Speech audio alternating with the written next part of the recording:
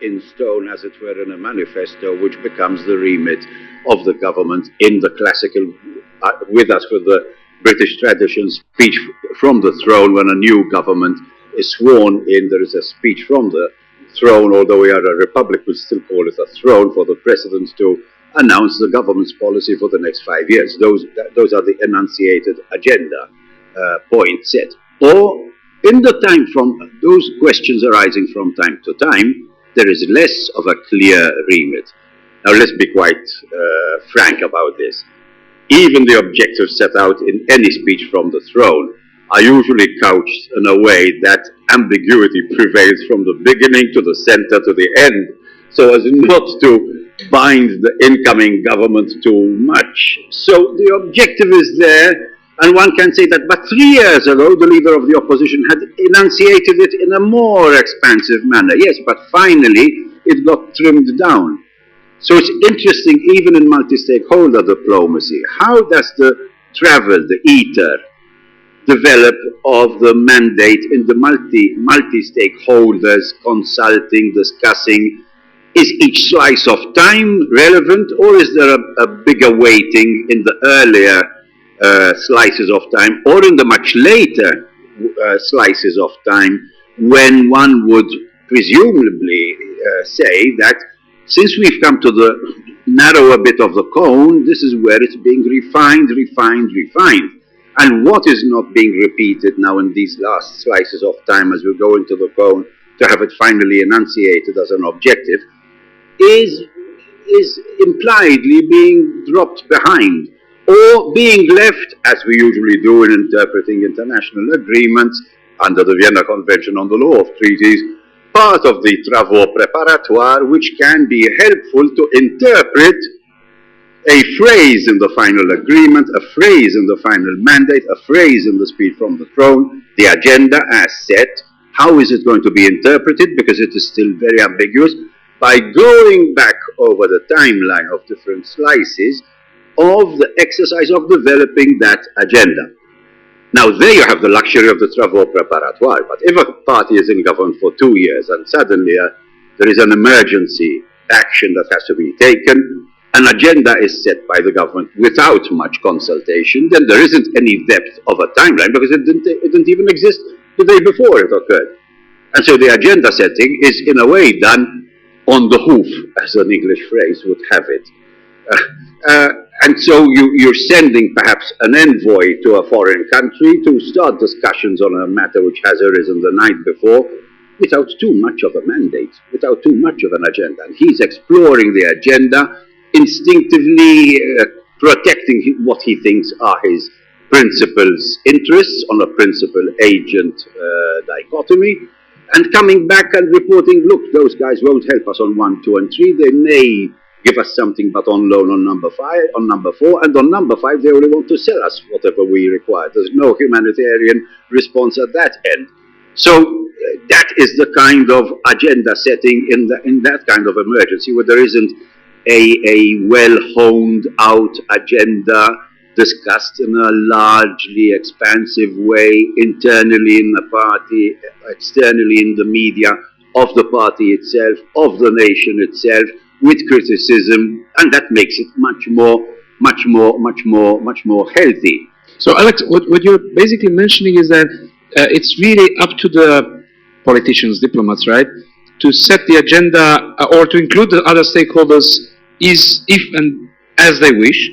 There is no kind of procedure. You don't expect to have some. Why I'm asking, because, for instance, if you take a look at the ACTA failed negotiations and a lot of protests in Europe, you see that there was the lack of involvement of stakeholders today in national policy and objectives and agenda setting might cause quite a pushback by the civil society in the other non-government sector. Take it the other way around. Take it with the parties who were still not in government at the time of the act.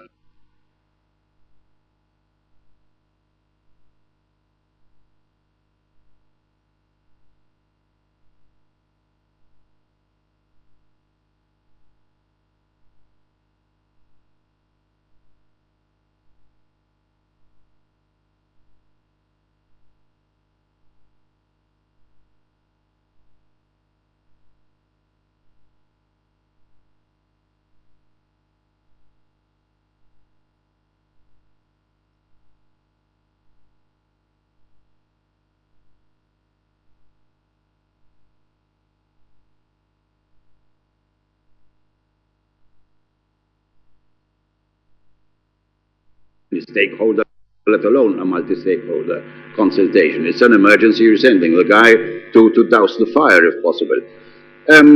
But I think what's important is the length, what it's important to analyze is the length of time we had done this. Jovan and I had done this about 20 years ago. We had developed a program called DiploAnalytica, where I was suggesting, look, let us go into the timeline of the development of a mandate, because that is also going to give us a history of the travaux préparatoires coming into it, which gives you more meaning then, even when you come to the second of your phases, when you come to the negotiating phase, each side can understand where the other side is coming from, because it will be analyzing not only the last statement of their foreign minister before sending the delegation coming for the talks, but the last 5 years of the development of this objective. So it may have started as AB, as an objective, but ended up AB, X, Y, Z. So AB becomes diluted by X, Y, Z, which got into the mandate as it developed into the final manifesto. So they can, and then knowing the delegates personally, then this aspect comes in. As being more of the AB school than the XYZ school, well, voila, that gives you an opportunity to divide and rule. So the agenda setting is also important. If you can link the persons in the delegation to the elements, the fine elements of the agenda, as it was generated, because there is a kind of paternity to each component of a complex agenda. Okay, thanks. Let's move to something completely different now, which is the technical and, well, to a large extent, technical community. Because, as we discussed, Avri, before, the IETF might have some interesting, well, it does have very interesting procedures built on its own. A sub-question is also to you, do you have any idea whether those procedures originated entirely from the technical community, or they might have taken something of the procedures from diplomacy? But over to you also to just explain how it works when it comes to agenda setting in the technical community circles. Okay. Are we using microphones? Yeah, because of the remote moderation. Because of remotes. That's right. Okay. Is it on? Oh, it should be. Okay. I can't tell. There's no little lighting. Okay. Oh, that's a way to find out. Okay. So first of all, with agenda setting, you know, I think in the first aspect, I was looking at it simply as agenda setting for a meeting versus agenda setting. Listening to yours, I was getting there's agenda setting for entire organizations. There's agenda setting for individual politicians.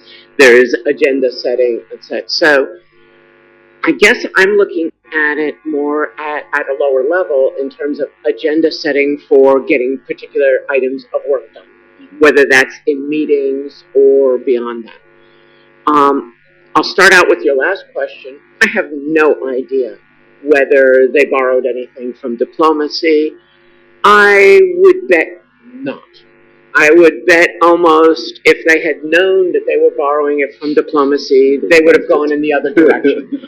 But, you know, just out of principle, if anybody's ever seen the T-shirts that show the 7 layers, and then show a layer 8 that has to do with finances, and a layer 9 that has to do with politics, and these are 2 layers we want to stay out of, you would really know that if they knew they were borrowing from the club, especially way back when, you know, and I first got involved in the IETF in the early 90s, and it had been around a few years before that. I wasn't quite there at the beginning. I'm more of a second generation IETF person as opposed to a first.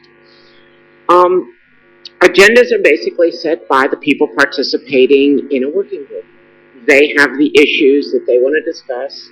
They contribute that, you know, a call goes out, sort of saying, and whether it's even an item we're working on or a meeting we're going to have is, what is it we need to work on? Who wants to talk about what? How are we going to talk about this? The items are collected, they're assembled.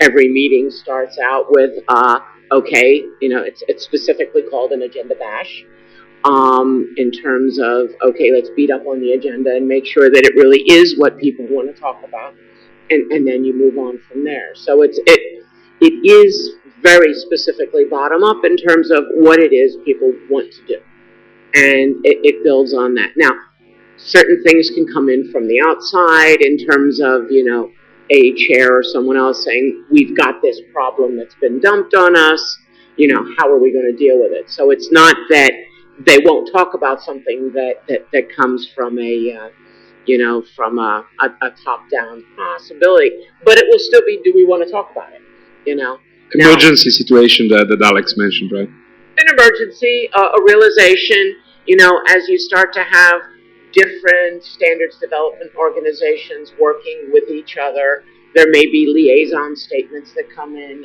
and such as that put things on the agenda that didn't start in the bottom up in the bottom up process. Now, in ICANN, there's one exception to that, and that's pretty much the board can put something on somebody's agenda, and then you kind of have to deal with it. Anything else, you kind of have a choice. Within the GNSO, for example, any one of the other organizations can put something on our agenda. We can look at it and say, nope. I mean, we have to give a reason. We got to talk to them, but we can say nope. If the board puts something on our agenda, that is top down on our agenda, and we have to deal with it. We don't have to necessarily resolve it the way they want it resolved, but we do have to resolve it. So the agenda is bottom up, except for those minor differences. I don't know if I answered your question. Well, yeah, but another sub-question. Now, I'm thinking, I asked Alex whether diplomats or whether politicians involve other stakeholders. So the same question to you. We discussed it before. Everyone who is at the ITF meeting or is at the list is more than welcome, right, to join. But that doesn't mean you would kick out the diplomats if they join. Probably not. But you, by default, kick them out with the language, probably. No. Okay, I've never bought into that argument. Partially because I wander between so many different worlds, and every world I wander into has its own language. And any world I wander into, if you're not using the correct language, people look at you quizzically, and, some organizations, they may pat you on the head and say, go sit over there and we'll explain it to you later. Some organizations may say, you're brain dead. Which some organization, be clear. But, and in fact, all the organizations these days have actually gotten, it was brain dead when I remember my first interaction at IETF. My first meeting, I stood up and questioned the way they were doing that, and the first response I got from someone who later became a friend and a co-author was, and who are you to have an opinion? They're still doing that. If you want to look at the IANA planner list, you'll see plenty of examples of that. But it's no longer proper. And actually, the IETF did go through and put in a certain amount of etiquette that, please try to be more polite to people. But there's a certain pride in people being able to sort of take the rough and tumble. But they are trying more and more to be, culturally sensitive to the fact that not everybody is able to deal with the rough and tumble that some of us can deal with.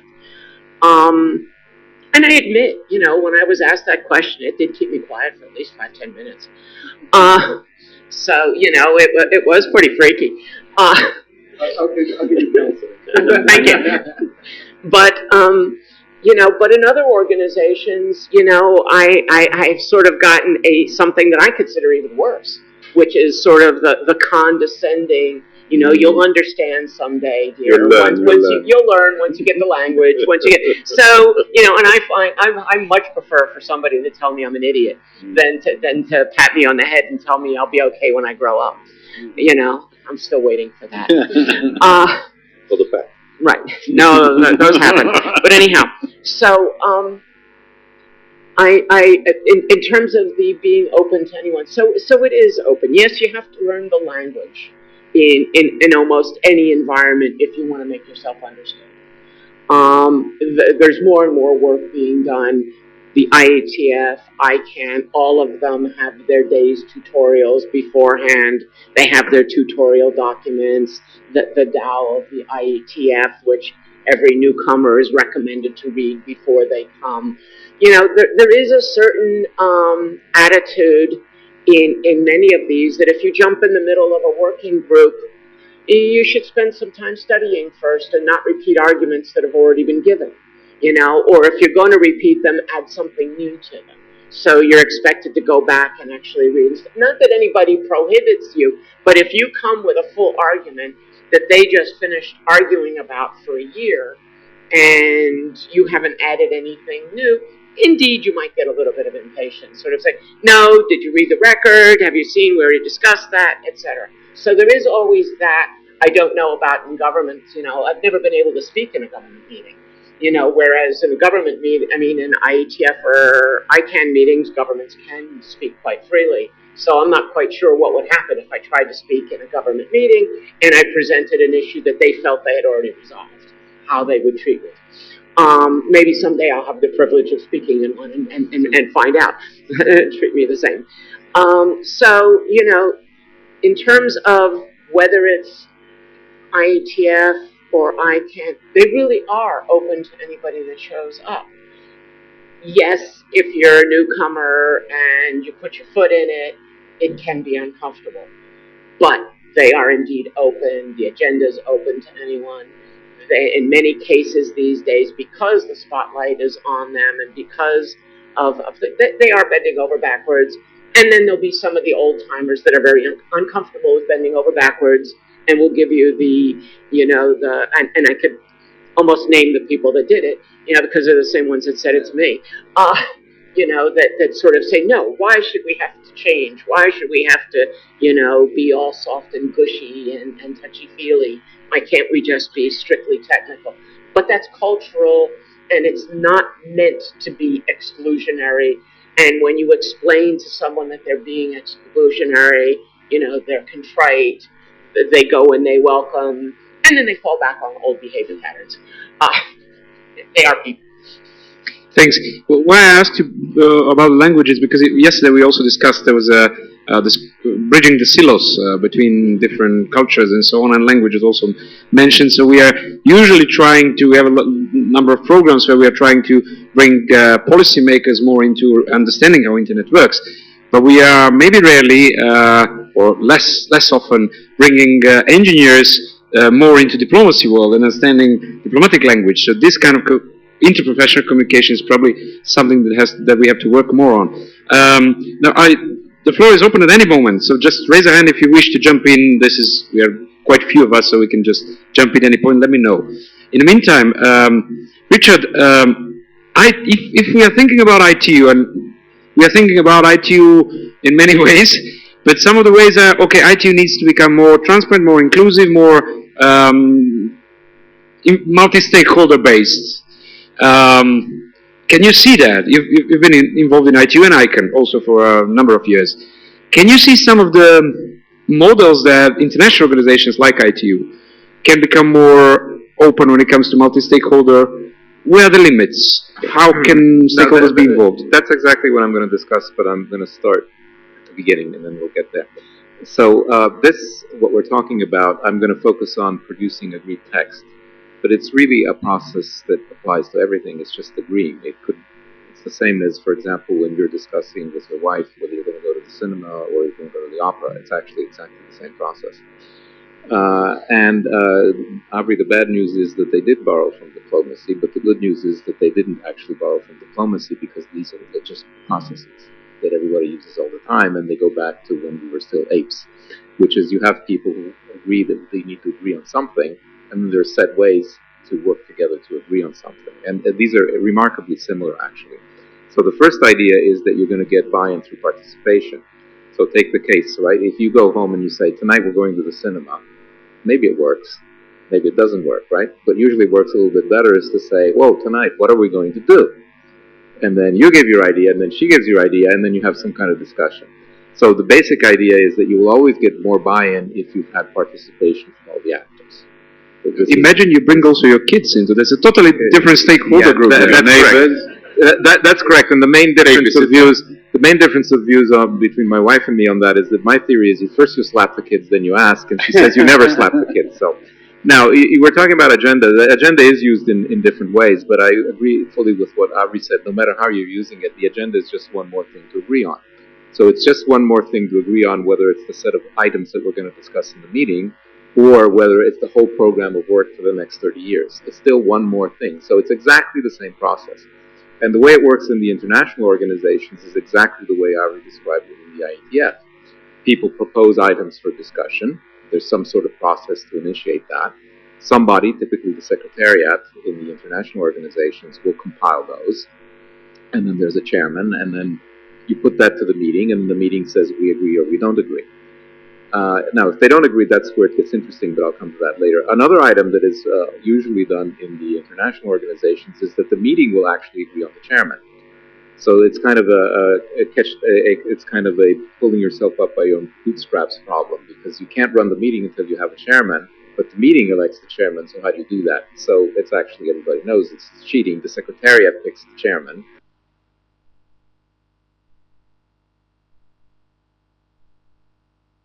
Wonderful choice.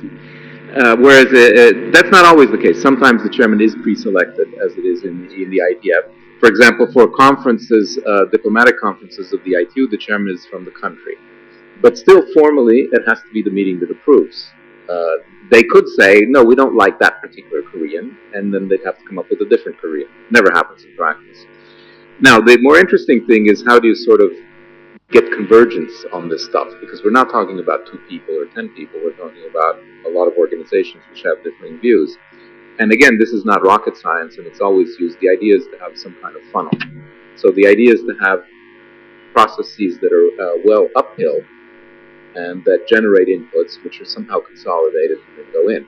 And that's where the processes are very different. It's rather the participation, because in the international organizations, basically the inputs are coming from states, with the exception of the ITU, where for certain things, sector members can also make inputs. But from that point of view, they're assimilated to the states, so it doesn't really change anything. So the idea is, in the IETF, everybody can come in.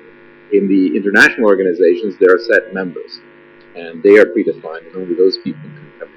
And then in order to further simplify the negotiations, they try to do regions. This is also holds for WIPO. Everything I'm saying basically holds for any of these formal organizations or WTO. So you get groups of like-minded interests that negotiate amongst themselves, and the idea is now it simplifies, because instead of having 100 points of view, we're only going to have 5 points of view.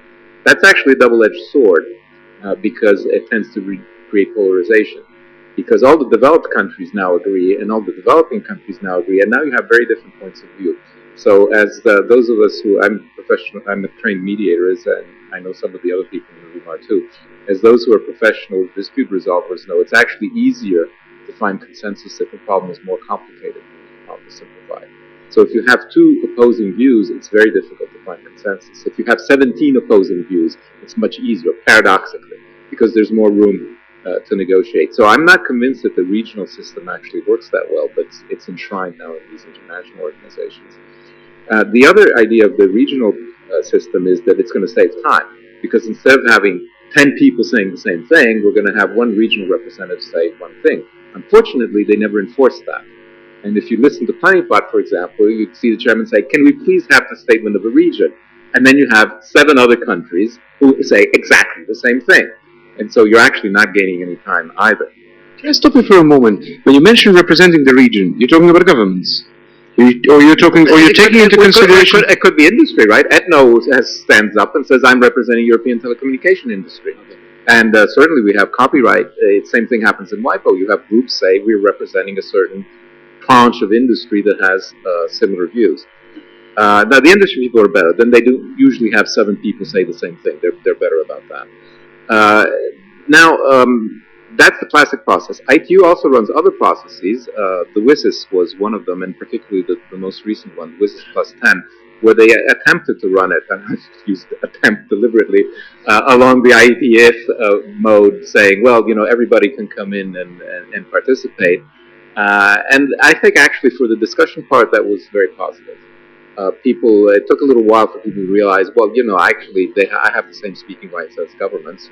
I think the chair had a little problem understanding that too, but some of us encouraged him to understand that that's what was being proposed, and that worked fairly well. Then when we got to a problem, and this is really where the difference is how do you make decisions if there's no unanimity? Now, everybody agrees that we don't need unanimity, we need consensus. But now this is where it gets very tricky, because how is consensus defined? In the ISO, which by the way is very similar to this also, up to now. In the ISO, consensus is defined as lack of sustained opposition from a significant portion of the concerned parties. So what is sustained opposition? That's clear. I keep saying no. But what's significant? In the end, they do have a voting scheme. In the UN, this is not very well known. I actually, I'm one of the few people who bothered to dig this out, including the IPU. You don't never find a definition of consensus, but there is a practice which has actually been documented in a legal document. It's from the Secretariat, so it doesn't bind the member states, but it documents the practice. In the UN, it's lack of formal opposition. So there's batting around, and they can't agree, and at a certain point in time, the chairman says, all right, I think that this is a good solution, let's. If nobody raises their flag to say, I formally object, that's adopted by consensus. And that confused everybody at one of the wicked things where the chairman said, okay, I want to see how many people support A or B. Vast majority for A. Chairman said, A is approved. It wasn't a vote, but since nobody raised their flag to say, I object, Chairman, it was actually a consensus approval, as opposed to a real vote. There was a real vote. There was a measuring of the temperature to a.m. in the morning, right? I told the chairman at the time I didn't think it was a very good idea, and I still think it wasn't a very good idea. But from a formal point of view, that was actually a consensus decision, with this strange definition of consensus. But it makes sense in the UN context because you have this right to call for a vote, and if you don't want to call for a vote, well, then you live with it. Now, the ITF has this very interesting rough consensus, which is harder for them, of course, because it's not harder. Okay. Well, you didn't hear what I was going to say. They have to do it that way because the process of deciding how to decide is more complicated because you don't have the membership, right? In the ITU, you can call for a vote, and you know that there are 192 of them, and they show up or they don't show up, they vote, they don't vote. In the ITF, you can't do that because if I know there's going to be a vote, I'm going to show up with 300 people. So, so I understand. Plus, you have a policy against voting. So you have a definition of rough consensus, which actually, I don't have much experience with it, but as I see it, is not fundamentally different. You're having a problem that people don't agree, so at some point the leadership, the chairman or the editor say, okay, we think this is the best possible thing that we can do, we have rough consensus, put it to the group. The only difference that I see is that, well, they do have an appeal mechanism, but it's, in my experience, rather. Maybe you want to talk more about that. You probably elaborate. Okay, maybe you should elaborate on the because in the UN it's very clear. When they're getting stock, the chairman will try to get them on stock and make a proposal, and then if nobody objects, that's adopted. And if somebody objects, then they can vote. Now they try not to vote, but anybody can say, "Look, Chairman, I don't agree with your call. Let's just vote on the thing." A couple of other things that are again totally common processes, probably not in the ITF, not in technical standards, but for everything else. One of the ways to get consensus is to go to ambiguous language. And then that creates problems afterwards, but it's not necessarily a problem if you're paid to do this because that guarantees you still have a job. So another thing that is commonly done, as we all know, is you have the ad hoc groups. So, you're not being able to agree, you take aside the people who are disagreeing and try to get them to agree, and you also split up the issues. So to go back to the family example, maybe we can't agree on whether we're going to go to the cinema tonight, but maybe we can agree whether we're going to go skiing next weekend. And so you have a separate discussion about the skiing, and you separate that from the discussion about the thing. So you separate the issues. Again, this is all very well known in negotiation theory, mediation theory, and so on. You separate the problems and you try to solve them separately. I'm almost done here. Now, Norbert, raise your hands so people see Norbert. We've done some thinking about this, and we looked at the formal processes, the WSIS plus 10, the Net Mundial, etc., and we're proposing something which is kind of, we call it best practices, draft best practices, which is kind of a amalgam of all that, and we have our own definition of what we think consensus could be in these kind of multi-stakeholder processes. Because we're tackling the issue when it's open. How do you resolve the dispute if you don't have this nice mechanical mechanism saying there are 192 member states or 640 members? By the way, voting, the ITF is the exception in standardization. Most standardization organizations actually do vote. ISO votes, IEEE can vote, and probably W3C also. Yeah, exactly. I'm almost done, so I just want to say two more things. We don't have anybody from business, but I used to be in business, and since I'm retired now, yeah, and you too. So if you've ever been in business, you know how that works, because we have the same problem. You have to develop new personnel policy. How do you do it? You consult everybody, and then how do we resolve it? If there's no consensus, that's easy. Management decides. In fact, management will typically decide, even if you did have consensus, how many times how do you see that? We consult everybody, we come up with a new personnel policy, and management says, no, that's not it, it's this one. So in business, it's easy, and that's, I think, what we call top-down, whereas what I consider to be bottom-up is what we're discussing. Everybody gets to put their inputs in. The chairman is there to try to make sense of it. And an extreme version of that is actually the OECD. This is the last thing I'm going to say. The OECD actually, and NATO also, work somewhat differently. The idea is still that you want to get everybody's input and buy-in, but instead of going through these painful, long negotiating sessions like you have at Planipod and to some extent at IDF on the mailing list, etc., they have the secretariat, the professional staff, is actually, their job is to come up with the consensus text. So their job is to listen to everything that everybody said, and then come back a month later or whatever with a paper that is likely to meet the consensus of everybody. So that's a rather different way of working, but I wouldn't call that top-down because still it's based on the inputs from the membership, and the membership has to approve it. And the one last one is that if you think about it, this is a little paradoxical, but for the lawyers here, actually a dispute in court is just an extreme degenerate example of these processes, because you have the two sides who actually are trying to agree. They're just each extremely firm that the only possible agreement is my view of the world, and there the decision-making process is you've hired a third party who's going to decide for you. So these are actually, I think, just have human processes that have always been there, and they're variations and they're formalized somewhat. Thanks, Richard. It was very useful mapping of different mechanisms that we see.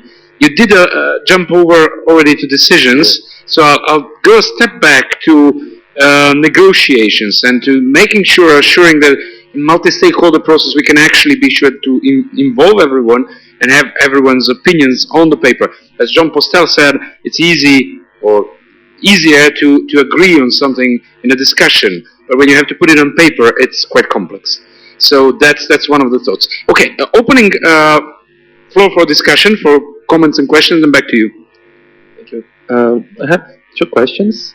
My name is Rafael Prince. I'm a Brazilian diplomat, also a PhD student at King's College London.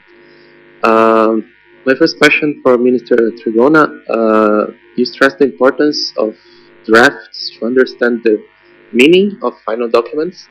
As a researcher, sometimes I have difficulty in finding the real drafts, because you have formal drafts too, that are those that are published, but you have informal drafts that are handwritten and so on. How can a researcher access this kind of documents, if there is any possibility? And do the formal drafts really have the same value as this informal non-papers working documents? And another question for Mr. Richard Hill. Should we always look for consensus? I mean, across the street we have the WTO, which is a consensus-based organization, and they have been facing lots of difficulties in the past decade because of this consensus model. So should we really adopt this line of action in InternetGovernance? Thank you. Maybe before we get back, anyone else wants to jump in with a comment? Yes, Hanan, to pick up a couple of questions, comments. Hi, my name is Hanan. I have a question for Alex. Can we define a magic formula, to deal with drafting policies in the context of the Arab region? I know that you have long track and experience with the Middle East at the diplomacy level, and if we would like the policy process to be multi-stakeholder and involve civil society at some point in time, what is the magic formula that we have to strike to have a transparent, policy drafting process in the Middle East? Thank you, Hanan. And so I see the questions are related to transparency with cultural diversity, right? And then questions about a consensus, which we are going to get back afterwards. That is expression of Latte. I would ask a question a bit rephrased, as my colleague from Brazil asked, not if we should have consensus. I would answer for yes, we should. But I would ask where we draw the line. Where should we go for the consensus? And where should we go for the vote? And how to do the voting. Okay, Veronica. Very quickly, and it's also a question for Alex. Veronica Crețu with the Open Government Institute in Moldova. Policy documents are very sophisticated. You know, they have different terminology, notions that are not clear for the broader community, for the citizens that are going to be affected by those policies. So how much effort should the governments put in place in order to transpose those concepts and terms into clear language so that those policy documents become affordable and understandable for citizens, for them to be able to engage in a meaningful debate around those documents? Thank you. Can I add to your question, should they do that? Is it in their interest? Okay, yes, anyone else? Just a small comment on this, Henri Monceau from Belgium. Are the policy terms of internet providers clear? Yeah, so it's also about transparency, but let's get back to the process. I totally agree. Let's show the first question to all three of you then, transparency. When it comes to negotiations in a multi-stakeholder process, brief reflections, maybe from different stakeholder views, from the government, from international organizations and non-government sector. What is the level of transparency do you want it? Is it desirable from your side? I mean, with your person. And then how do you achieve it? Quick comments back and forth. Alex and then Avri and then Richard. Okay. But allow me just to clarify this legal point that Rafael raised, because it had been raised when there was the permanent, alas, Court of International Justice in The Hague in the interwar period, now under the ICJ also, because the whole question of falling back on the travaux préparatoires is a subsidiary source of interpretation. It's not immediate. So prima facie, the text of an agreement is the text of the agreement. That is a very strong first point, which a lot of diplomats ignore and start trying to dig back in order to find something to suit their mandate and break the treaty itself. That's something which happens a lot.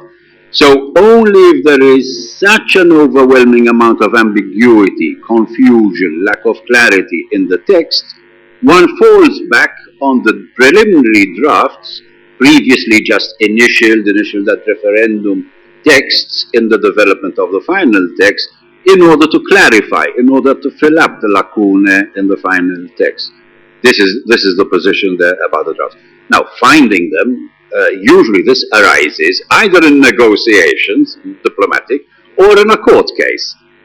In both situations, since this is not a domestic court case, you cannot force the other side to produce its filing register, its database. In a normal domestic case, unless they've destroyed them or taken them elsewhere, you can even enforce a court order to go to the warehouse and lift the old files for the court to study. And it has happened before, although in some cases they had taken them to a different country, so beyond the reach of the court itself. But it's also difficult because a number of diplomats know that verba volant et scripta manent, and so they destroy all these preliminary drafts which can be used against them later on. So that is the situation there.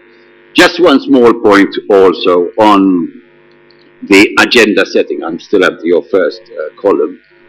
Distinguish between bilateral and multilateral negotiations and the setting of an agenda.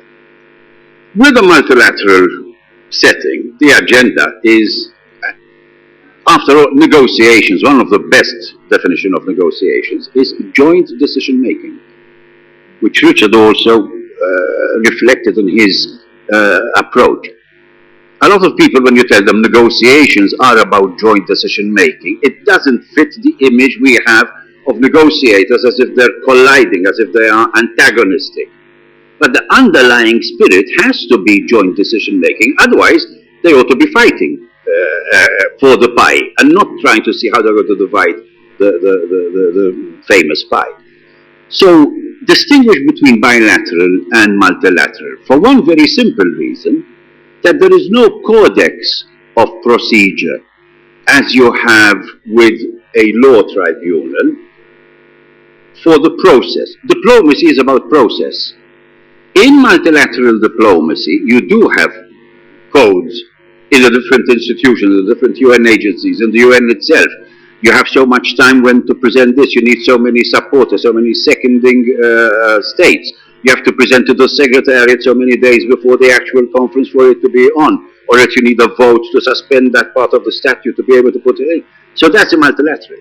Now distinguish that which is closer to a court system of procedure, where you sue the other side, they have so many days to answer, you have so many days to answer back, then so many days to list your witnesses, and if you don't observe those rules, you could lose the case just because of a procedural slip-up, and you won't even have started discussing the merits. Or you can say that it's wrongly worded according to the terms of the code's rules, and you have the judge dismissing the case merely on procedure. So procedure is very, very important in the court situation. It's also very important in multilateral diplomacy. A number of smaller states, not the heavies, have had the whole diplomatic momentum with an electoral manifesto, a new party getting into government, starting an initiative in a UN agency, only to be told by a secretariat, no, you did it wrong.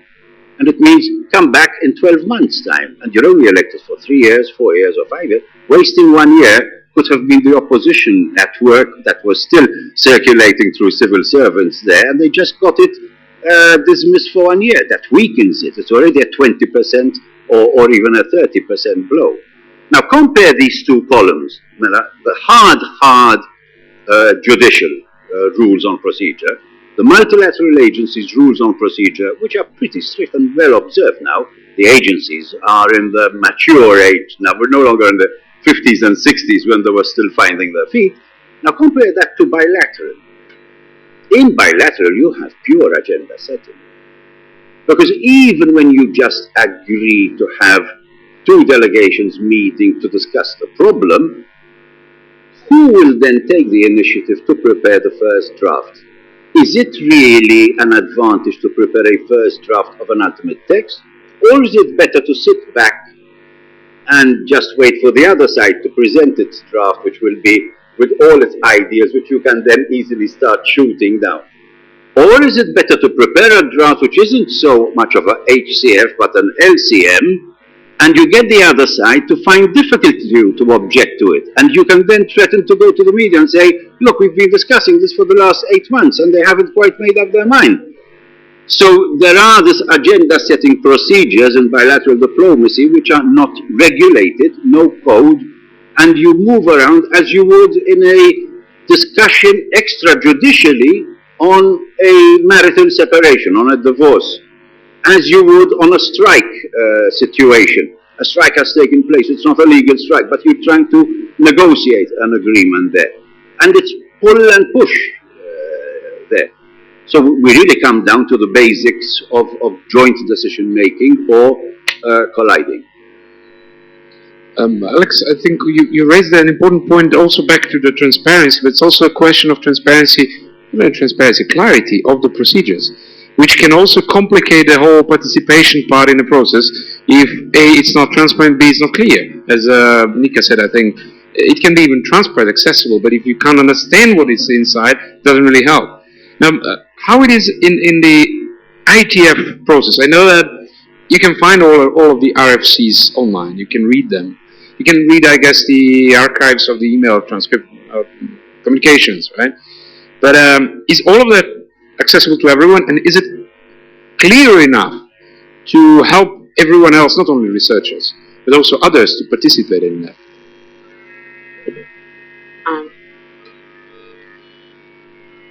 Okay, first of all, and at some point I also do want to get back to talking about the consensus. No, we will. That's the next step. Yeah, that's the next step. I just wanted to peg that. I don't want to go into it at the moment. The last layer in this discussion. Yeah, it's just that it already got discussed, and it got discussed in sort of way that made me uncomfortable. We're getting back on that. Absolutely. So not only are all the RFCs available and all of the email, and almost all the work is done in email. The meetings are for doing a little bit of face-to-face, trying to do clarifications, or sit down and perhaps play with a bit of code to try and figure out how something really works. But all of the decision making is actually done on the list, never in a meeting. And all of the internet drafts that lead up to a document are now available. They didn't used to be. There used to be a notion of them being ethereal documents, that basically they would exist for 6 months and then they would just blink out of existence because they weren't official. They weren't, now anybody could obviously keep a copy, but then people really wanted to start tracking, and people on their own started building these archives of all these internet drafts, and now they're kept formally. So now, you ask, it's that same thing of the language. I do believe that one can recreate the whole discussion that got you to a consensus, a rough consensus point, by reading the RFC, by reading the drafts, and following the list. Asking if people will understand it all is that same question. If you're talking about the internals of a technical protocol, you obviously need to understand the technology to follow the discussion. But beyond that, I think yes. So I think that, and it's the same in, again, any language, any of these fields. You have to understand what's being talked about. I'm understanding half of what's being said beside me here. There's Latin terms coming in that I'm not familiar with, and I'll go look up at some point. That whole use of language, we talk about, diplomacy being easy to understand. I don't know how all you are doing with the Latin and the terms, but, and I'm not being critical, but I'm just, in talking about languages, we just assume that the parlance we have is so immediately understandable to us that, it's obviously very clear. But I know that when I do get into some of the diplomatic speak, okay, I've been coming to Geneva for a long time and been doing, but still, I have to look things up on occasion. Now, I think the internet helps make things more understandable because I can type in Latin words and I can type in other things and try and figure out what they mean. And I think anybody can do that as easily on the technological as on anything else. So I think that, yes, you can recreate the discussion that got there. You can look at the code snippets that got there. Certainly you have to be able to read code, which is even harder than reading Latin. I took 6 years of Latin. I find reading code a lot easier than reading Latin. Code's easy. Latin is hard. So obviously you have to understand the language you're reading to be able to recreate it, to look at the code, to look at the various specifications, to look at, everything is mapped out in these little block documents. This happens in bits, this happens in bits, and this bit means this, and that bit means that. But you have to, have acclimated yourself to looking at a map, to looking at a block diagram of a protocol, to looking at timing sequences. First this happens, then that happens, then that happens, then that happens. And if you don't have the training in reading through those documents, again, like any language, reading a legal document, if you don't understand legalese, you don't understand what you're doing. You got to sit there with blacks beside you, sort of looking up the words. I'd say yes. And in terms of the transparency question, I think it's absolutely necessary. Certainly within technology, I would maintain within other fields. We had a session earlier on transparency, and I come down very much as within public organizational worlds, absolute transparency is a necessity. Thanks, and I'm back to the session that we had yesterday about overcoming the silos, where actually we thought that, okay, not everyone has to be involved in the ITF or in the WIPO or whatever, there has to be a connection between them. But again, if the language doesn't function, you have to find a way to have a connection between them, to be able to synchronize it. But let's move to, we have a comment there, and we'll then move to the hard part on consensus. Sorry, I just have to jump in at this. issue of languages and silos, languages that can have a function of being excluding, can have a function of destroying transparency, even if it is there theoretically. If people don't have the cultural and language background, they don't understand it. I want to remark that this is to a large extent not just a very bad thing, but to an extent an unavoidable thing. We have in this kind of consensus reaching process, we have a limited capacity of resolving differences. Depending on how good a process we use, depending on how difficult the underlying problem is, depending on how much time is available, the capacity is different, but it's always limited. And so what happens is that human nature, this human thing somewhere hidden there in all of us, being such a clever thing, we sometimes don't realize it, it creates a mechanism to reduce the complexity to a manageable level by creating a culture and a barrier so that actually there is a shared culture that allows to create consensus, and breaking out of that is really, really, really hard, if not impossible. And the only thing that you may actually be able to do is to improve the mechanisms for handling complexity, for handling totally diverse views of things in a consensus process.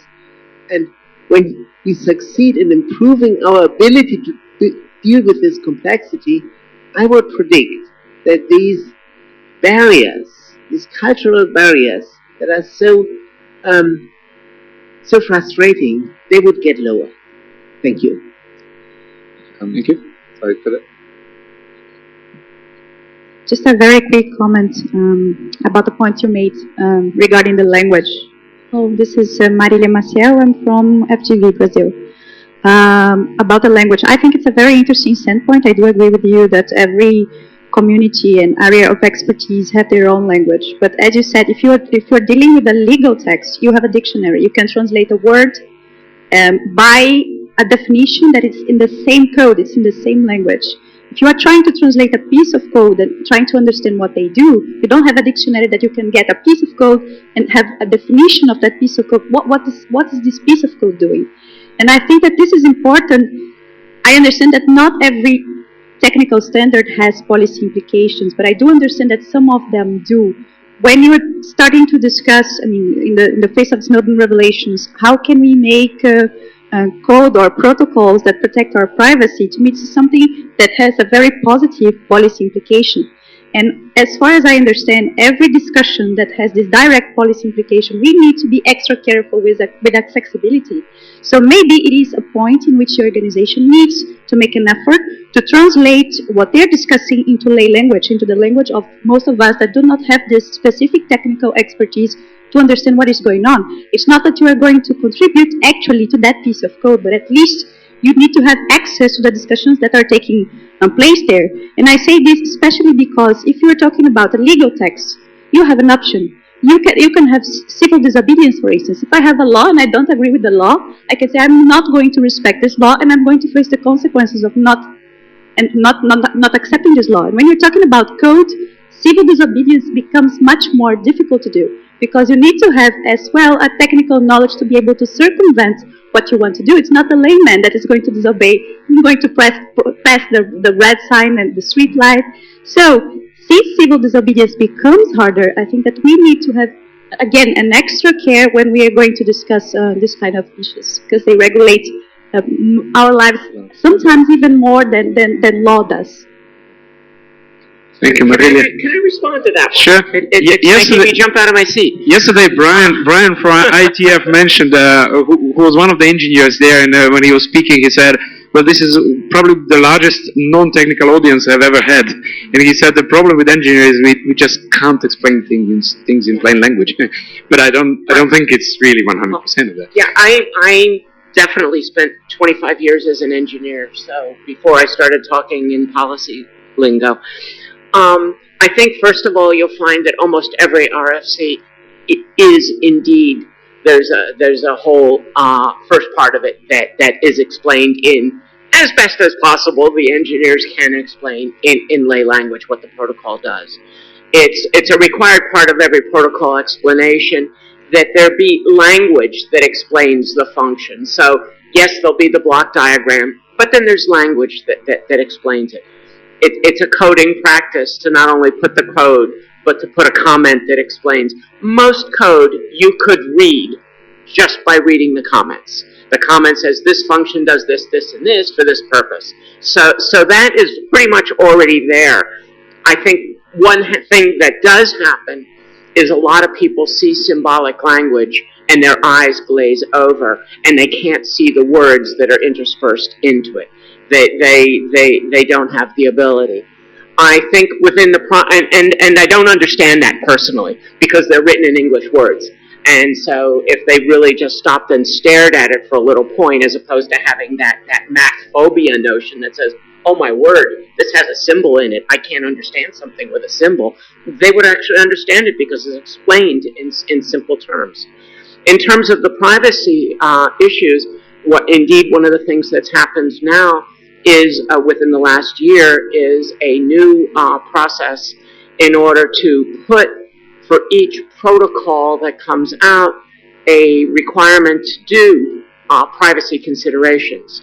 There always was a requirement to do security considerations, and within the last year there was because of Snowden and the other issues, there was a requirement to do a privacy considerations, and there's been a set of documents that have put out explaining to the engineers what is a privacy consideration and how to know one and how to recognize them. Because part of the problem you have here is that the privacy issues that we see on the policy side are totally foreign to the engineer. They didn't understand it, so they needed a backward map to sort of say, how can I answer your policy question? Because I don't know what you mean. And so now there's been several bits of work that have done, and in fact one work that, another research project that we're trying to get started in the IRTF now, the Internet Research Task Force, is going beyond privacy to other human rights. How do we do a mapping between those, and it's a different use of the mapping than is being used here for the gap mapping, but how do we do a mapping between the language of human rights and protocol considerations? What things in a protocol inhibit freedom of information or freedom of association or assist it? And how can we take those considerations into account? So I believe that attempt is made. I believe that there are, as I say, in almost any protocol, there are explanations up front in what at least the engineer believes is simple language. Again, you have to deal with their capacity to explain engineering. And then there are bunches of us going around who are people that do speak both languages trying to explain things. So I think then when you go, though, to the civil disobedience one, I think if you look at the code kitties and all of that, you can be very, very civil disobedient without understanding a thing about code, because the people that do understand them are building the tools for you to download and use without any understanding at all. So if you want to be civil disobedient about intellectual property, it's trivial. If you want to create DDoS attacks and botnets, it's trivial. You don't need to understand anything technical at this point. The code kitties have made it, totally available for you to download and run in your own system and do it without understanding a thing. So you need to be technically adept to invent a new attack, but to play an attack and to use an attack that someone else has developed, that's easy. Okay. Thanks. Yeah. Be quick to move on to the next topic. And I'd like to lead into the consensus. So you started with the question on transparency. I think I agree with Avri on this. We're fully aligned. Transparency is just a basic requirement these days, and it should be full and total. And the UN is, on the whole, is pretty good. WIPO is, I think, one of the best, and the ITU is unfortunately one of the worst in terms of transparency. So they need to improve. And transparency, as we've said, occurs at two levels: on the process and on the content. Now, on the process, the ITU actually is very transparent because the general rules of procedure have been public for a very long time. The problem is they're so complicated that very few people understand them. And in fact, most people inside, the vast majority of people in ITU meetings get completely lost as soon as somebody starts invoking the formal rules of procedure, including sometimes the chairman. So, you know, that's always a trade-off. If you try to do formal rules, they're complicated and people don't understand them. The same is true, for example, of Robert's Rules of Orders, for people who know that. Those are actually very hard to understand. They're quite similar to the ITU rules, and they're very hard to understand and apply in practice. The status of drafts, that's an interesting question. From that point of view, if you're a member of the ITU is extremely transparent because they're totally paperless now. So there are no written things falling around. And although it's not written down, there actually is a hierarchy. They have DL, DT, DOC, pink, blue, etc. So the whole process is fully documented. Just as Avri said with the ITF, I think it's easier to follow an ITU once you understand these codings. So, you know, the first level is coded DL, and then the next level is coded DT, and then the next level is coded DOC, and so on. So it's actually, if you know what you're doing, you can reconstruct the whole legal trace. Clear language, this is very interesting. A judge, a famous U.S. court judge who actually was called Learned Hand, that really was his name. You don't like my Learned Hand reference? Yeah. He said that the challenge of legal drafting is not to write a text that's consistent with your intent. It's to write a text that is not consistent with any other intent. And that is very difficult and leads to this very stilted language. I was involved, maybe you remember that too, Stefan. They reformed the English arbitration law. And it was a hard thing to do, and the users wanted it. And so all the industry, the arbitration industry got together and they wrote a new law. And it was based on the model law, so it was very clear and everybody understood it, and then it had to be transformed into this illegible parliamentary English, and they actually had to pay somebody to make the thing illegible because they wanted to make sure that it was blah, blah, blah. So, you know, and that hits the other problem. In order to find consensus, we often on purpose adopt ambiguous language. So, and now on your point on consensus, so I am here, I'm sure in minority. It's not just the certain multi-stakeholder processes or the ITU that are blocked through consensus. It's the entire UN system. I just read an article on that.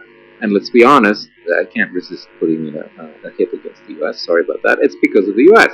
The US systematically uses what is in effect veto power to block everything. So I'm a believer that at this stage we cannot keep doing that anymore, and we have to start calling votes. Now, votes don't actually work, because you still don't, you know, you vote a treaty and the other guys don't implement it, so what? So actually take the next step, start doing things that are just G77 plus China. After all, they do it, right? They have no qualms of doing TPP and PIPP, so why shouldn't the other side do their own thing? Okay, you guys want your system, fine, it works for you, OECD, not a problem. We're going to do our own thing, and then we're going to negotiate somehow to still keep whatever interactions we want. So unfortunately, I think that if the U.S. continues to pursue this, what I think is clearly colonialist and imperialist post-Cold War path, that the other side is going to have to react by simply start saying we're not going to go for consensus anymore. And I would like to hear Avri on the rough consensus, because I have to admit that I don't understand the ITF process. They do have a document, which is very detailed, but I think it's just as hard to understand as the shorter and somewhat more detailed ITU process, because you just said decisions are never made in meetings on the mailing list. The group that I'm actively in right now, which is the only one I've ever been in ITF, so it's perhaps atypical. It's not a technical group.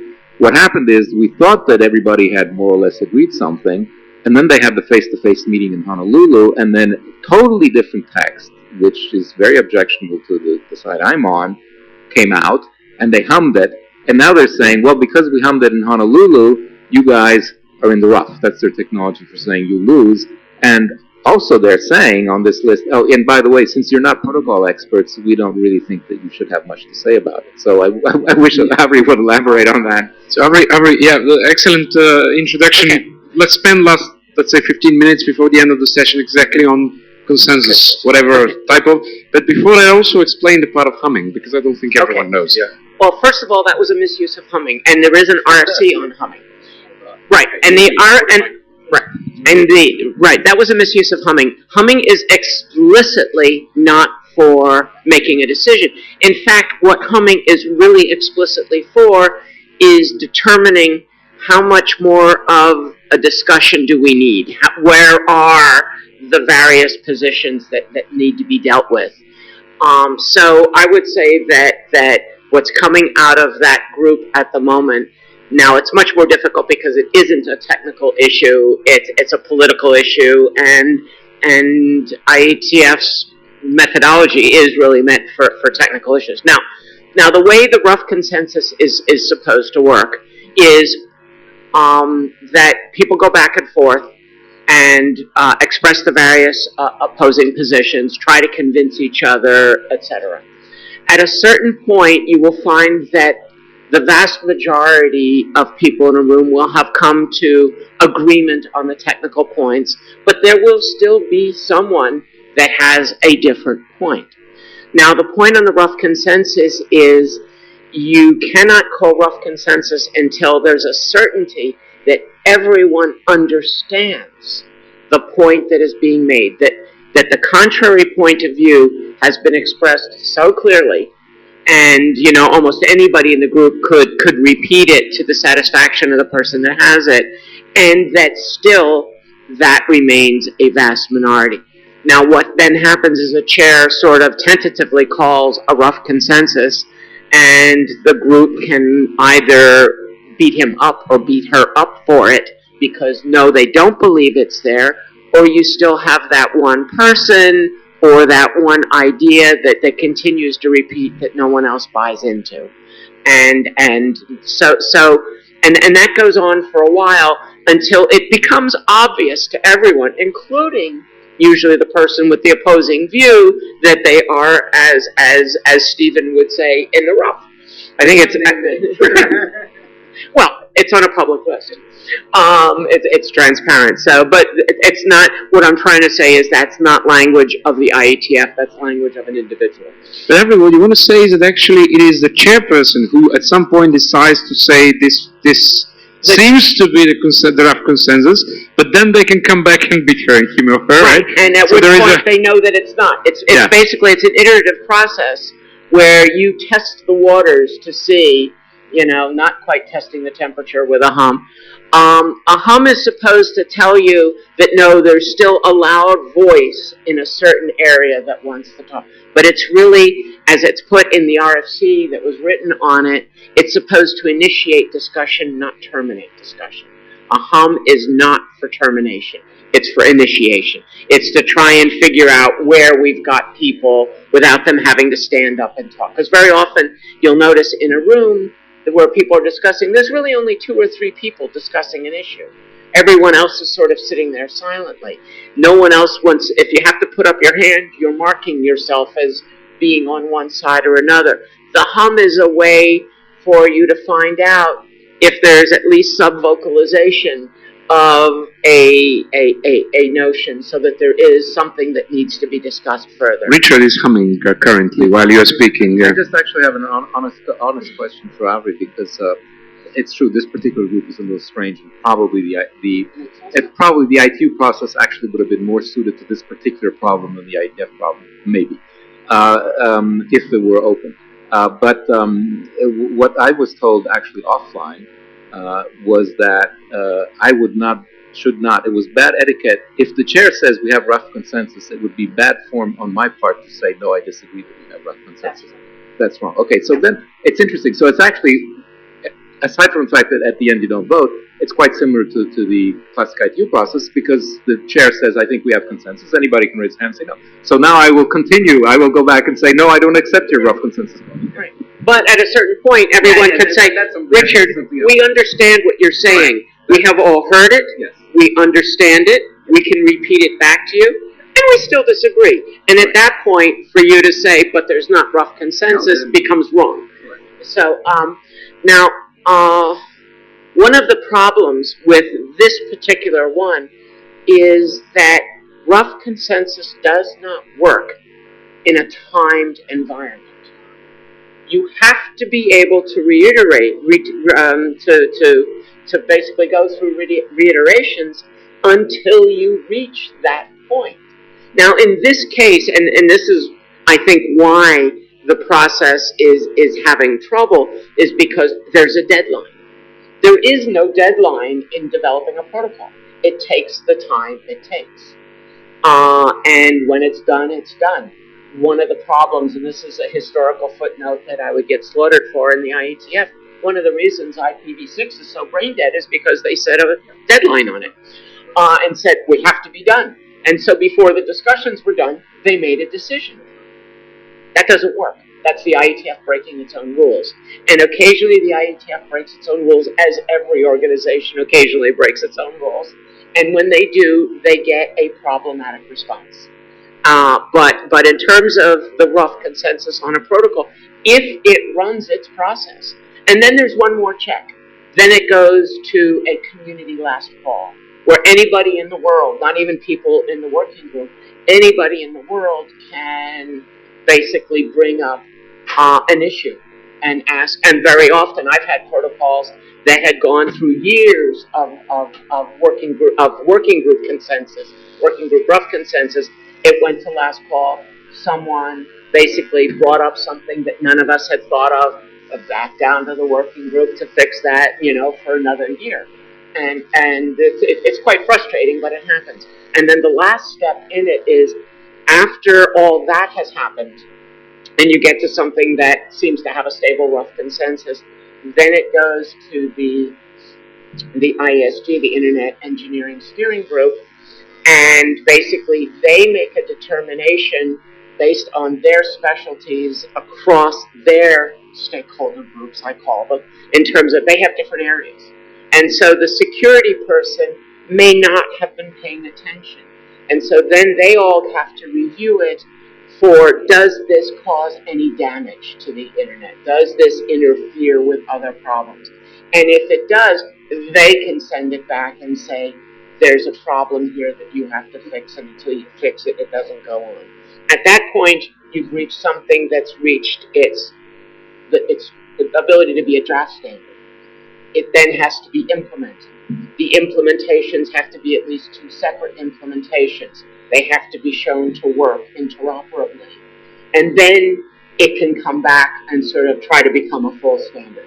So the process of the rough consensus is an iterative process that includes implementation, it includes proving that things work, and it includes reviews of people bringing in other issues. So it's really, and that's why when you try to do a timed process, you end up in a problem. And here, how do we do an implementation? What is the implementation of the IANA transition that we're going to be able to have 2 separate implementations of, so that we could show that it works? So the process has to be modified to work in that kind of environment. Thanks, Avri. You just ruined all my hopes that the UN system is the most complicated one. It seems like this procedure is the Congress was frozen because of disagreement. It's straightforward. We have one question from which is a little bit not related too much to this, but we'll get back to that. From Michael Raymond from University of Geneva, who says, what is the impact of the multi-stakeholder model, including the inclusion and language issues, on the issues of digital divide? Is the current model sufficient to make minority voices heard? So I would underline the place of minority roles including in final decisions. We'll get back to that, and I'd like to hear from Alex also what is the traditional diplomatic view on this process. But firstly, back to you. Any questions or comments on applicability or modification, possible modification of this kind of rough consensus, as complicated as it is, into a policy-making area when it comes to internet governance? Yeah. Present yourself again, because of the remote. Okay, Norbert Bolo, many civil society heads, including JustNet Coalition. One thing that I wanted to comment on is what Richard said about the US pretty much systematically blocking everything they might possibly not quite totally like. This kind of situation sometimes comes up in technical standardization also. I remember a situation in ISO where a certain monopolistic software company was so attractive to ISO that ISO was willing to bend over backwards and break the rules. And eventually, in the Swiss Mirror committee and escalated to the Swiss member body of ISO, we figured out that, at least nationally, we should interpret the rules of ISO that decisions are made by consensus as an obligation on each and every participant to actively work towards consensus.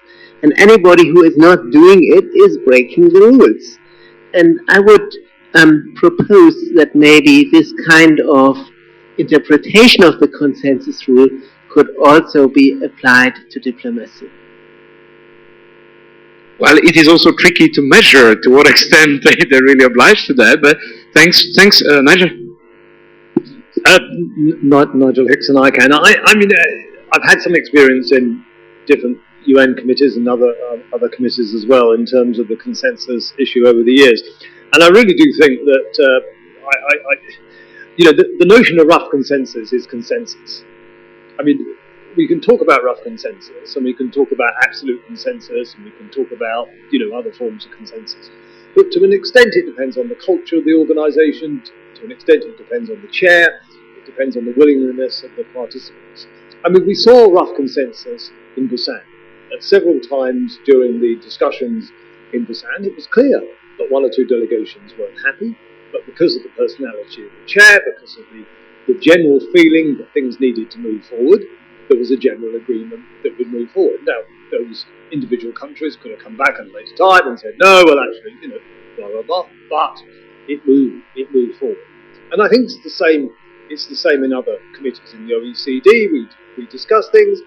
There are often around the table dissenting voices, but generally speaking, because you've got to move forward, you move forward. It's the skill of the chair, it's the skill of the secretariat, and it's the maturity of the other delegations. In the European Union, in the European Union Council working group discussions, for years and years we had Council working group discussions on things like net neutrality, on roaming, on all sorts of controversial telecommunications and internet issues.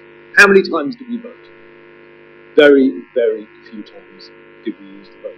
The vote is there in the European Union. There's a vote, weighted majority voting, etc., etc. And you all know that that so many countries have so many votes depending on their size, etc. But it's rarely used in these sort of technical arenas. So I think consensus is something that you need to achieve, but you don't have to be too. It depends on the culture how you do it. Just to complete this question about consensus, what I noticed in Net Mundial is that when we were going to approve the final outcome document, some people called it rough consensus, and some countries did not understand what it meant actually. So, first question is useful to use this kind of expressions in environments that are multi-stakeholder and we have different actors that maybe are not familiar with the language? And second question is, we saw in Net Mundial that we had a very much open, transparent, bottom-up process. But when we arrived in the final moments, we had different committees in Net Mundial. We had an executive committee, we had a high-level committee that was more devoted to giving the political tone of the event to make sure the international community would participate. And out of deference, I think, we consulted this high-level committee before the document went to the final plenary. And I think that on that moment, we understood some limitations of the multi-stakeholder process when it comes to approving a final document. I felt that the governments did not feel very comfortable because they were not part of the drafting process to be able to set a document forward before taking a closer look before tweaking the language, before maybe going back to capitals. And I think this is understandable, but we need to adjust that. If we want to have a sustainable process of multi-stakeholder development of documents, of outcome documents, then we need to adjust the process to the different needs of the different actors. Would you have something to suggest? I mean, I know that most of you follow the process closely. Would you have something to suggest that could have been done differently or better in this process, especially in these final moments? Yeah, sorry, I'm going to cut in because I've thought about that together with Norbert. Yes, we do. Take a look at Norbert, the paper from Norbert and I. We have a very specific suggestion, which is specifically based on what we saw in Net Mondial and on the was this +10 high-level event. So I agree that the Net Mondial was bottom-up. That's clear, it was. I disagree it was transparent. We all know that there was a leaked draft, which in my opinion fairly reflected the inputs, and that was manipulated, and then the input to the meeting no longer, in my opinion, fairly reflected the inputs. And then there was last-minute manipulation, which everybody saw. It wasn't just governments that weren't happy with the draft. Civil society actually, a very unusual thing to do, made a formal statement saying we didn't agree with some bits of the draft. I think it was very bad for, sorry, Marcus isn't here, so I won't name names. It was very bad for some of the leaders to say we're going to use a rough consensus approach, because what they did has no relation whatsoever to what Avri just described. Plus, it's not even clear if that IETF-specific process, which works quite well for technical standards, actually is suitable for this kind of stuff. So to say, the IETF does rough consensus and it works fine, and now we're going to use this for what is actually a UN-type document, I mean, sort of, you know, why? And I'm sorry, it wasn't. They were very clear. They said, well, I, as chairman, think it's good enough, so we have rough consensus. And nobody ever gave anybody the opportunity to put their hand up and say, sorry, I disagree. You know, Avri just confirmed that in the IETF, just like in the UN, if the chairman says consensus and you don't agree, you put your hand up and you say you don't agree. That was never happened, right? At Net Mundial, the chairman suddenly said, okay, we've negotiated enough. And by the way, we know that the US is not going to walk out. And therefore, and that's what happened, let's be honest. And we know that Brazil is not going to walk out either. Those were the two parties that needed to agree. And so, since we know that the Brazilians are okay and the U.S. is okay, we have consensus. Civil society doesn't like it. Too bad. Russians don't like it. Good. Thank you, Richard. I'm sorry. That's what happened. That's an exaggeration. Well, you know, I like to push the envelope and get a laugh. You know. Let's not go too much into details on that. Yes, well, they just informed me the coffee and tea are ready. So I'll just give one last tweet, or rather an SMS, because you're not a tweet person, to Alex from tweet me on that one. from the diplomatic perspective, reflection, and all of that, and then we call up for a coffee. Well, definitely not tweet-like. I was going to refer to when two negotiators actually decide not to negotiate any longer and go to a court, they are giving up their decision-making to the third party. And we have the ultimate third party, which is the International Court of Justice, where the judges, amongst themselves, don't even agree on a final judgment. And you have a dissenting opinion by one or two or sometimes three judges. And so what is the final judgment? If three are dissenting out of five, what is the final judgment? So even there, I'm just putting this forward for you, because it's usually said it's better to refer to a third party than actually negotiate. So that's one thing. Now, hearing Avri here, I was sort of telling myself, but goodness, negotiations didn't start yesterday in human civilization, nor did concern with procedures about multilateral diplomacy or the rules about consensus when it is achieved. And we are still all going through the whole cycle of getting very excited at reinventing the new rules on consensus in each and every one of the UN agencies. And, you know, I remember when we had held up consensus in the OSCE to get a Mediterranean chapter into the Helsinki Final Act, and then again in Madrid became OSCE again on the Mediterranean, and the rest, because we were the only ones of the 35, the rest were saying, listen, shall we change the rules and say that consensus means unanimity -2? So, because that is, it becomes a negotiation again about the rules, but those rules had been agreed upon and published. So point one, as a matter for the record, I think it may be useful to, for Diplo or whoever, to try and see the various organizational, procedural rules. I remember a blue book in CSC, in Human Rights Council, a yellow book on procedure. Each agency has its own yellow, blue, whatever procedural standing orders in Parliament, whatever their procedures are. But it's strange that in the same family, in the UN at least, why should we have so many different procedures? That would help at least to train diplomats within one type of procedure, and not have everybody asking, so what is consensus, what's consensus, what's humming? And that's only naive. I don't think we have humming in the Human Rights Council. It's a different type of animal sound coming out of the Human Rights Council, not humming or whistling. So that is just a personal reflection about this disparate and diffuse way of non-standard procedures that are taking place at the multilateral diplomacy level. But at the end of the day, the negotiations are those that they are.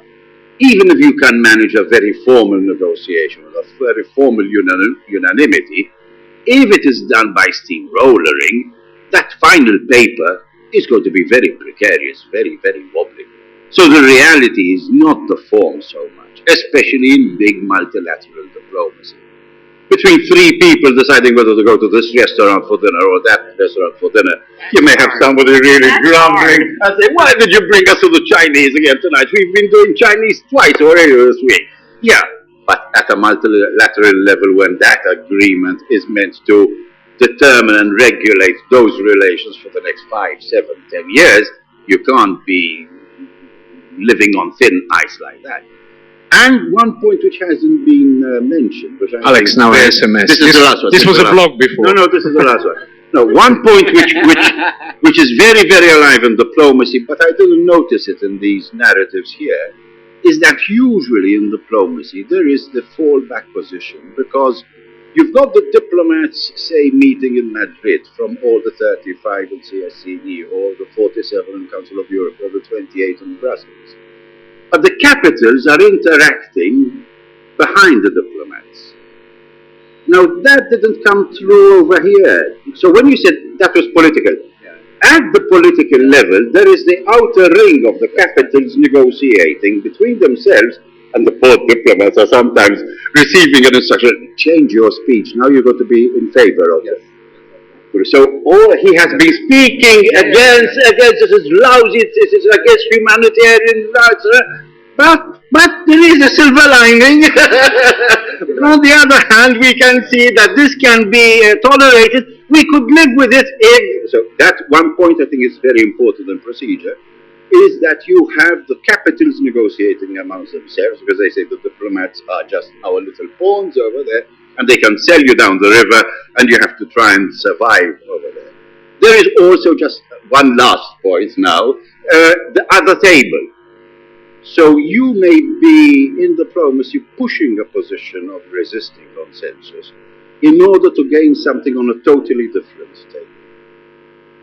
Now, sometimes that is very, very hidden, and the guy doing it will keep it very hidden, because if he's caught that he wasted the other's time for 2 weeks just inventing technical questions because he had another table of his master, his principal had another table on which he was negotiating and wanted to extricate a favor on that other table.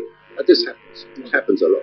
So it's up to you in negotiations to sniff out in the pub, in the restaurant, in the long walks, whether the guy is completely integral and authentic, or whether he has some other agenda. And I would say in pubs and restaurants and corridors, that's where all the stakeholders are more or less on equal footing. Okay, I think we can hum for a coffee now. Huh? Thanks a lot for your patience and energy. Thanks. Okay.